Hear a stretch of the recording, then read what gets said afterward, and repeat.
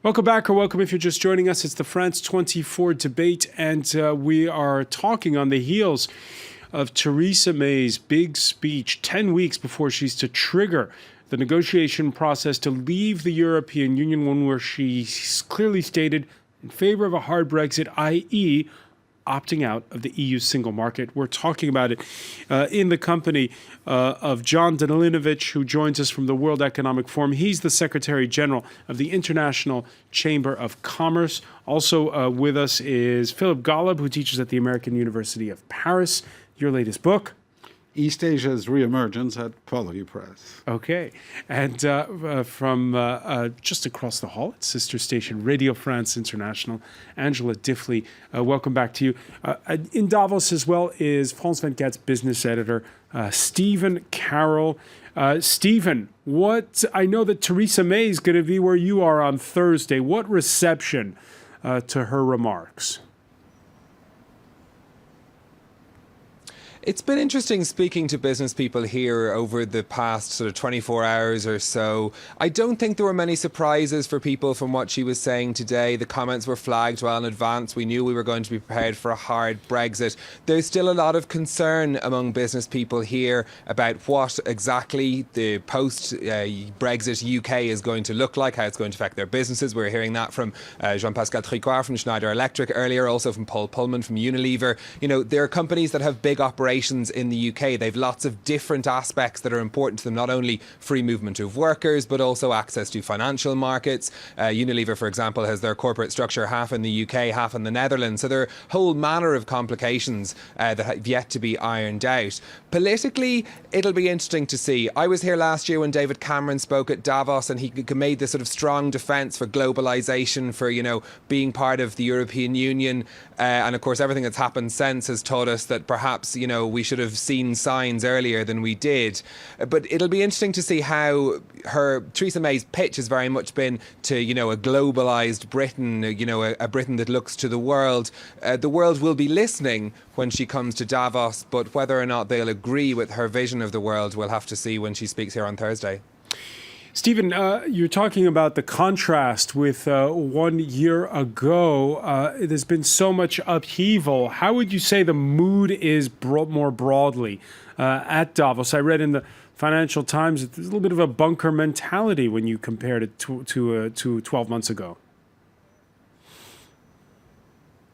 Yeah, absolutely. I mean, the town looks still very much the same. There's still the same number of, you know, breakfasts and lunches and dinners and evening drinks receptions happening in Davos. But certainly, I mean, if you look at the official programme, it's reflected in it this idea of being a little bit more self-critical. There's a panel tomorrow that Christine Lagarde, the head of the IMF, is taking part in called How to Fix an Angry Middle Class. So there is definitely a recognition that, quite frankly, everyone has been getting it wrong in the global elite for however long. And certainly that perhaps what we've seen in the past year has been a reflection of the disconnect that exists between what people in Davos think and what people everywhere else think. And that was something that I spoke to Winnie Binyamina from Oxfam earlier about that, and she said that that's been highlighted in their inequality statistics for years. So there is, you know, that feeling of, somebody described it as anxiety and anticipation in Davos. People are keeping a very close eye on Theresa May, on Donald Trump, to see what he'll say in his inauguration speech on Friday.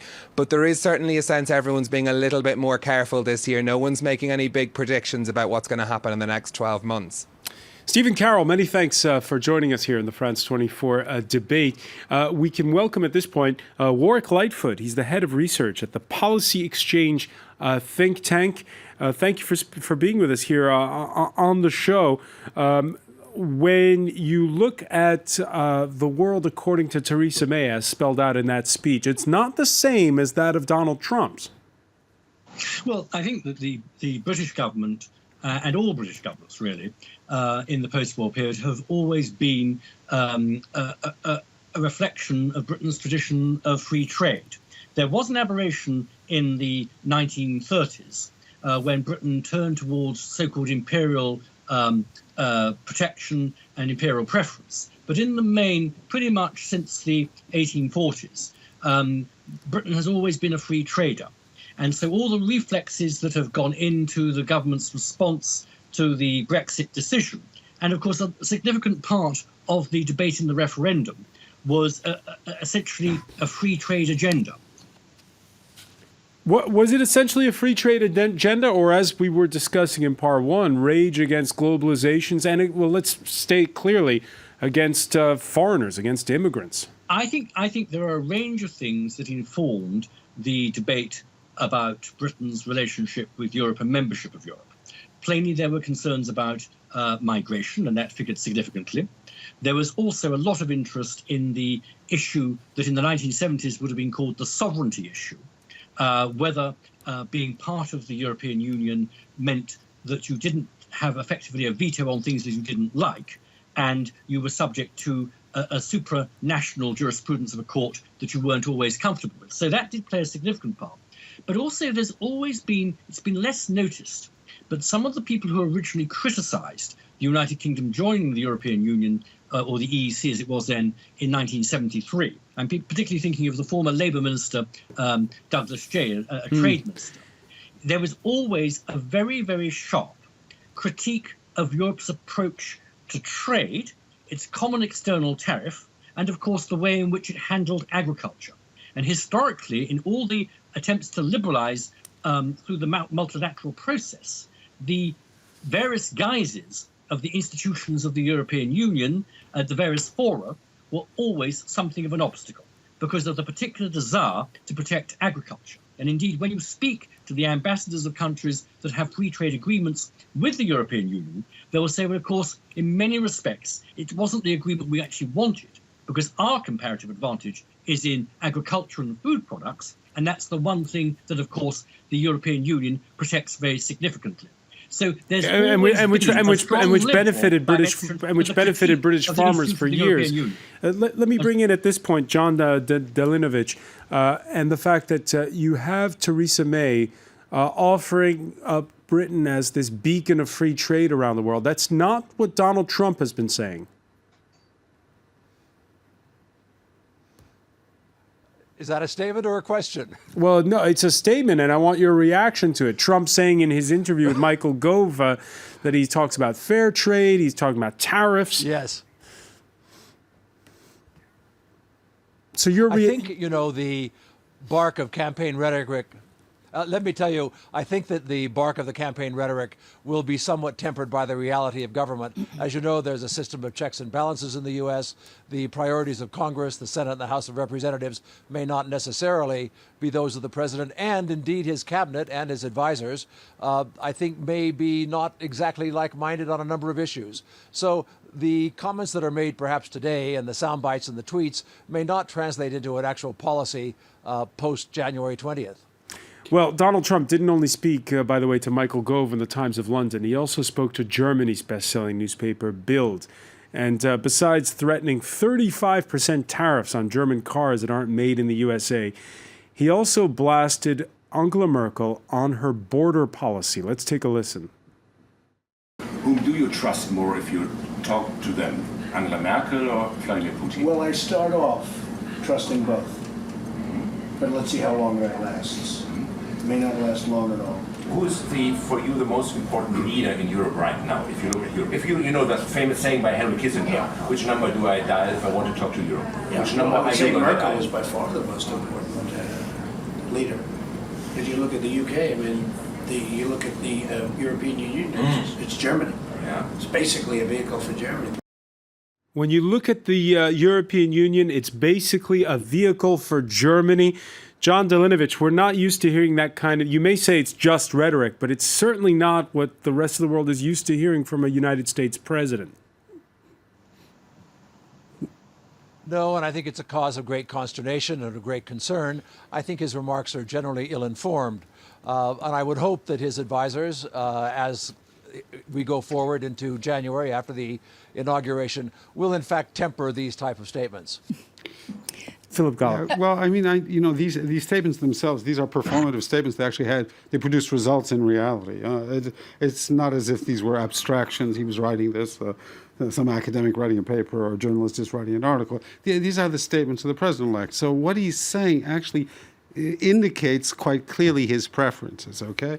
And he's going to be running the show. I don't think his ministers are going to be running the show. He and his son-in-law and his daughter in the White House and Bannon and people like that. So we have a problem here, which is that the leader of the most powerful country in the world has actually seems to have chosen, in any case, a certain pathways to dealing with international politics, which look a little bit like Richard Nixon's in the late 1960s and early 1970s. Nixon, one shouldn't forget that. So it's not completely different. Nixon went on a series of unilateral policy moves that he broke down the Bretton Woods systems in 1971. He decoupled the dollar and gold. Nixon imposed a punitive tariff of 10% on all imports in 1971. And he linked this to, just as Trump's linking it today, he linked this to burden sharing. Nixon said if the Allies will not pay their share of defense expenses, then they will have to face up to trade sanctions, trade restrictions, and things of this type. So this kind of nationalistic semi-protectionist policies on the part of the U.S. are not entirely new. What is new is the difference between Nixon and Trump is that Nixon actually had some kind of serious experience with international relations. However nasty he may have been, which he was, however tricky-dicky he was, he had a lot more experience than Trump has. But you have those same kinds of nationalistic impulses in Trump, and I think these will be followed with effects. His words actually produce effects. And what effects on Theresa May as a result? Well, they do appear to differ on that, whereas Donald Trump gives the impression of really not caring whether Europe unravels or not, and perhaps even welcoming such an idea. Theresa May sees obvious problems for Britain to have the continent on its doorstep in disarray. And I think she genuinely does not want to create any more problems than have already been created by Britain. It also, the other day when he said Britain will be first in line, in one way that strengthened Britain's position. They felt stronger that one of the world's biggest trading country was interested in Britain. On the other hand, it can lead the rest of the EU 27 to close ranks. It rather raises their hackles when they have the feeling that there's a sort of Anglo-Saxon club emerging around the world. You're getting into something essential, which is bargaining strategies. And that is such an important point here. Because John Danilovich, a lot of people are referring to Trump's book, The Art of the Deal, and they're saying, hey, when he sends out these tweets that sometimes contradict each other and that create a storm, it's all part of the strategy before you sit down for negotiation. What do you think of his strategy? Do you think that's possible? I think it is possible. I know that conjecture has been made. I think it remains to be seen. I think once the powers of be sit down at a negotiating table, the reality of that negotiation really does temper all of this rhetoric. And to the point that Angela just made, that statements like the one he made about Germany yesterday, which seemed a little out of the blue. I mean, he's never attacked Germany before, to my knowledge, on the campaign trail. Won't that be counterproductive in that it'll just rally the other 27 together? Well, I think you've seen that reaction already. President Hollande has responded rather sympathetically to the German Chancellor. And again, I think you'll just have to wait and see. It's really a very uncertain course we've embarked upon. Warwick Lightfoot, is Donald Trump an asset or a liability for Theresa May as she negotiates Brexit? I think once the Brexit decision was made in June, having an administration in Washington that was sympathetic to it inevitably is going to actually help the United Kingdom. If the administration took the view that the Brexit was a big mistake and actually had hove to what had been pretty much long-term State Department and American government policy from the 1940s onwards to promote European coming together, and also to actually have the United Kingdom there as a spokes government for the interests of the United States, which was a very important part of the State Department's view of these things, that would have made life more difficult. I think that it brightens the sky for the government at the moment to have a sympathetic administration about to take office in Washington. Just one thing we haven't talked about, she has said clearly we are not going to aim for membership of the single market.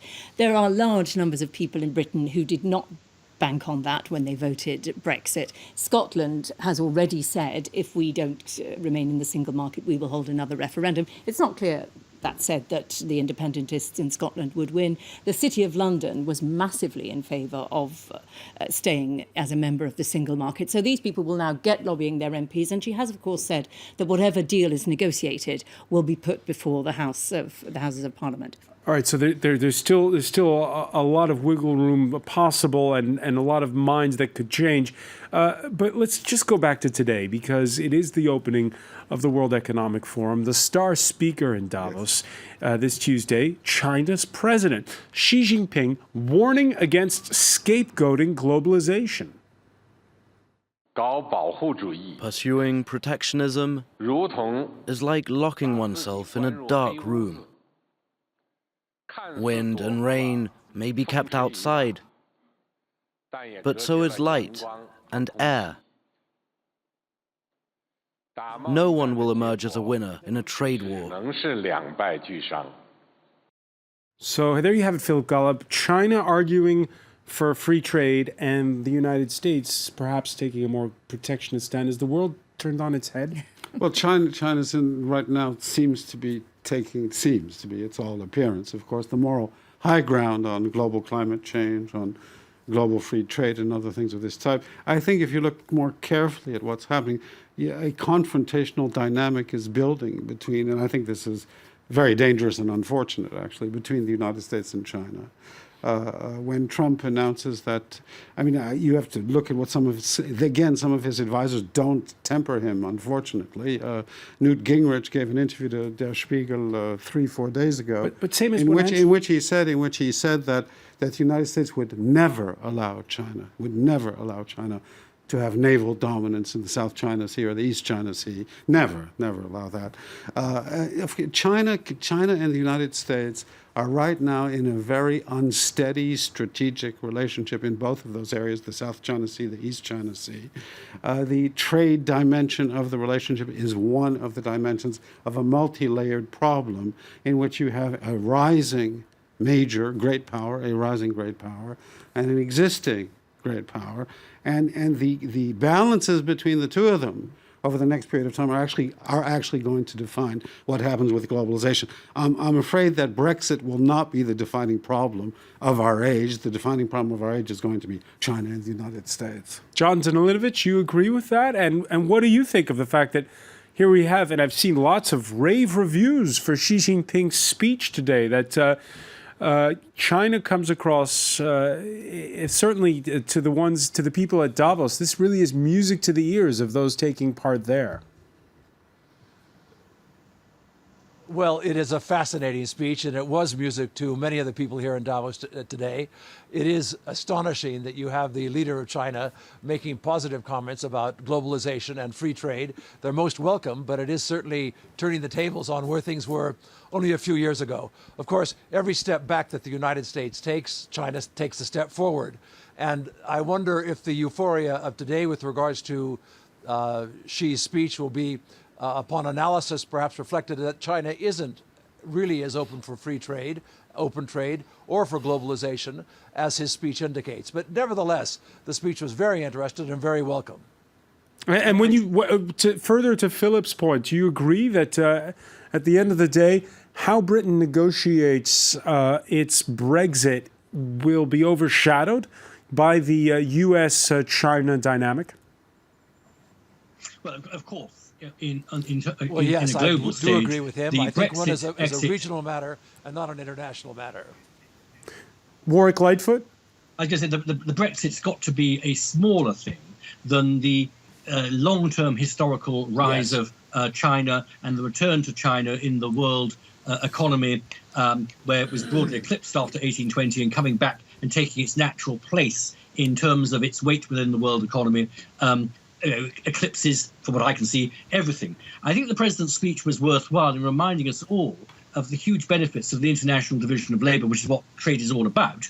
As someone has just said, China hasn't always been quite as constructive in that open trading community, but it certainly has benefited a great deal from it. And I hope that in the years going ahead, the United Kingdom's part in world trade will be to promote it. And certainly it will be a force for liberalisation and open markets, and it will not be one looking to try and close trade down. Angela Diffley, one final point, because here we're talking about how the US-China relationship could overshadow, but seen right now where we are sitting in Paris, that Brexit negotiation sure looms large.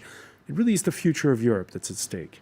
It is, and unfortunately this year it is also an election year in France and an election year in Germany. And so many of the problems, to be fair to Theresa May, one point she did make was that Europe has lessons to learn from the Brexit vote. And although many people I've spoken to found her tone a bit patronising, that is a fair point. But those issues cannot really be addressed while two major countries within the EU are having elections as the negotiations are underway. So it's all so difficult to predict, so difficult to know how people will position themselves, and even harder for Britain. All right, lots of deadlines to come. I want to thank you, Angela Diffley. I want to thank Philip Golub. I want to thank John Delinovich for being with us from Davos at the World Economic Forum, and Warwick Lightfoot in London. Stay with us.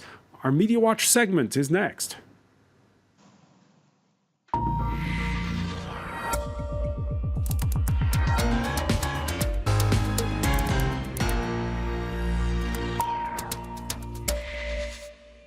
And we say hello to Emma James. Hi there. You just heard Angela say that there's a tinge of patronization in some of the language employed by Theresa May. So people said to me. I think there's an element of, she tends to be judged that way regardless of what words she's actually using. I think that's one of the problems. She has a very sort of schoolmarmy, librarian, fierce librarian kind of persona. It's her delivery. Yes, I think there is an element of that, and that is kind of what people expect from her, really. But what a lot of people are very glad about is the fact that finally there is some kind of a plan. I mean, if we take a look at Matt from yesterday in The Telegraph, I wish Putin would hack into the UK's Brexit plans and tell us what's going on, because this has been a great source of frustration for people in the United Kingdom, that there just has been no idea quite what Brexit would mean. All we knew was Brexit meant Brexit. This cartoon again from Brian Adcock in The Independent says it's all becoming clearer, and you've got a couple of fat cats there. Let's see, yeah, sitting you got in the a tax fat haven. Cats, you have tax haven. Looks like where the Isle of Man should be, maybe. And there's Nicola Sturgeon rebuilding Hadrian's Wall. Absolutely. So a fairly gloomy picture there from that particular cartoon. And this one really explains kind of what happened today, if you like. Lecter has the UK asking for a divorce, and then says to the EU, would you like to be friends with benefits? And what we're seeing a lot of are these phrases, usually involving food, inexplicably, whether it's cherry picking, having cake and eating it, or in this case, May thinks there is such a thing as a free lunch, says UK won't continue vast cash contributions to the EU, but does want a reciprocal trade deal. And that's the kind of thing that we are seeing quite a lot of, it has to be said. Thomas Prutza, who is a Czech State Secretary for European Affairs, had this to say: the UK's plan seems a bit ambitious. Trade as free as possible, full control on immigration. Where is the give for all the take, he asks. Now, this cartoonist, a French cartoonist, thinks that for Theresa May to succeed, she's going to have the force with her. And this is one of the most popular tweets doing the rounds about Brexit. Clearly, some people see this as a real leap into the dark. And that is basically what most Remain voters were most scared of, the fact that we didn't know what Brexit was going to mean. Others, of course, have very specific criticisms. This from Spencer Livermore, a former strategy advisor to the Treasury and Number 10. He says, so we're leaving the biggest market in the world, an actual thing, in exchange for a truly global Britain, a totally made-up thing. And the fact that she gave that speech with the words global Britain underneath her has... Yeah, the little slogan in the background there. It's made quite a few people sit up and wonder quite what's going on. Matt Haig, an author, says that politicians spin Brexit as global and modern, which is odd, as they got people to vote for it via xenophobia and nostalgia. And one final word on this, though. Some people did like what she had to say very much indeed. Piers Morgan, a very well-known British journalist and presenter, says today our Prime Minister found her voice, strong, bold, courageous leadership. Bravo. All right. Piers Morgan gets the final word. Many thanks for that, Emma James. I want to thank our panel once again. Thank you for joining us here in the France 24 debate.